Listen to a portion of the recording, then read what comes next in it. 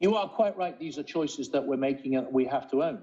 So we took a decision that the backlog in the NHS required an investment of £39 billion, and that's what that national insurance rise will raise. How about reminding the Minister and viewers that not only does this tax hike break a manifesto pledge not to raise taxes. Read my lips, we will not be raising taxes.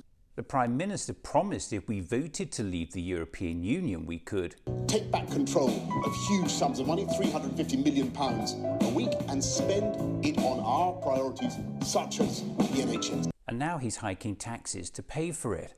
This also went unchallenged when the minister hopped over to BBC One. We're all struggling with the choices in government that we're having to make around the balance between assisting with the cost of living crisis and funding some of those critical services like the NHS. It was also not pointed out to the minister that this massive tax hike is also to pay for social care, after the Prime Minister stood on the steps of Downing Street and said this. We will fix the crisis in social care once and for all, with a clear plan we have prepared.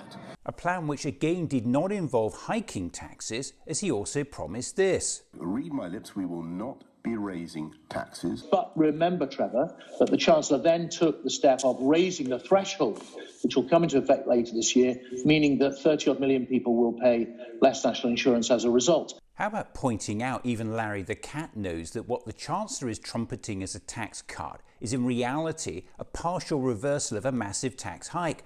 For millions of workers, any saving will be cancelled out by a massive £12 billion hike in national insurance. Under the Conservatives, Britain is still facing the highest tax burden in 70 years.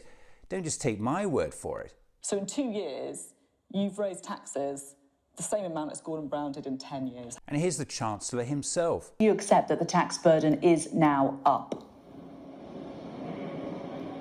Yes. We've also increased the taper on universal credit, meaning that those in work and in receipt of universal credit will be better off by £1,000 a year. The policy he's talking about only applies to the 40% of people receiving the benefit who are actually in work.